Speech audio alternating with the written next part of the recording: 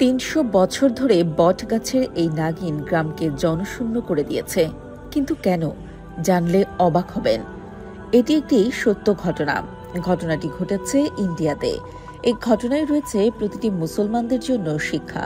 হযরত মুহাম্মদ সাল্লাল্লাহু আলাইহি ওয়াসাল্লাম এর কথা অমান্য করায় আজ পর্যন্ত একটি এলাকাকে অশান্তি ভোগ করতে হচ্ছে।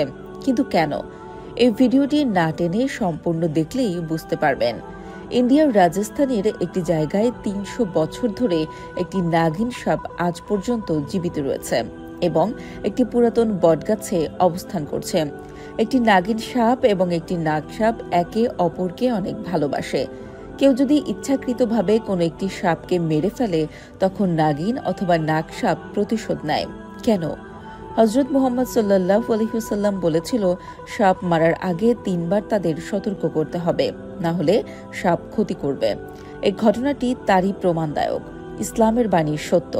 ভিডিওটি জীবনে একবার হলেও প্রত্যেক মুসলমানদের শেষ পর্যন্ত দেখা উচিত, কারণ আপনার কিছু ভুলের কারণে এই ভিডিওটির মতো হয়ে যেতে পারে এবং একটি এলাকা ধ্বংস হয়ে যেতে পারে, সাথে আপনার পরিবারও। ইন্ডিয়ার রাজস্থানের এক গ্রামে একটি পুরাতন বটগাছ ছিল। এই ঘটনাটি ঘটেছিল অনেক দিন আগে। সেই বটগাছের নিচে মানুষেরা দেখতে পেল দুটি বড় বড় সাপকে। এরপর মানুষরা যখনই যেত, সেই শব্দটি দূরে কোথাও জানিয়ে চলে যেত। তখন এলাকাবাসী একদিন সবাই মিলে বুদ্ধি করল, সেই শব্দটি এলাকার জন্য ক্ষতি নিয়ে আসতে পারে, কাউকে কামড়ও দিতে পারে। এজন্য এলাকাবাসী বুদ্ধি করল সাপ দুটিকে হত্যা করবে।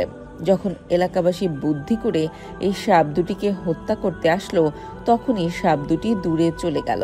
সেই এলাকাবাসী সেই সাপের পিছু ধাওয়া শুরু করলো।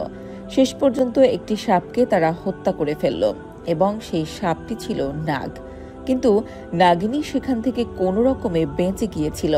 এরপর আস্তে আস্তে প্রতিশোধ নেওয়া শুরু করে এবং ৩০০ বছর ধরে সেই নাগিনী সাপ বেঁচে ছিল। সেই বটগাছে থাকতো একটি সাপ। শোনা যেত সেই এলাকায় সাপের কামড়ে মানুষ মারা যেত। হযরত মুহাম্মদ বলেছিল, সাপ মারার আগে তোমরা তাদেরকে ৩ বার সতর্ক করবে। এরপরে যদি তোমার দিকে সেই সাপগুলি ক্ষেপে আসে, তাহলে তুমি তাদেরকে সাথে সাথেই হত্যা করবে। আর যদি তোমাকে দেখে দূরে চলে যায়, তাহলে তুমি তাদের হত্যা করিও না, কারণ তারা উল্টো তোমার ক্ষতি করতে পারে। এজন্য আমাদের প্রতিটি মানুষেরই উচিত কোরআন মেনে চলা, কোরআন কি বলছে তা অনুযায়ী চলা এবং আমাদের প্রিয় নবী হযরত মুহাম্মদ সাল্লাল্লাহু আলাইহি ওয়াসাল্লাম যেগুলো আদেশ করেছেন সেগুলি করা এবং যেগুলি আমাদের নিষেধ করেছে সেগুলি পরিত্যাগ করা।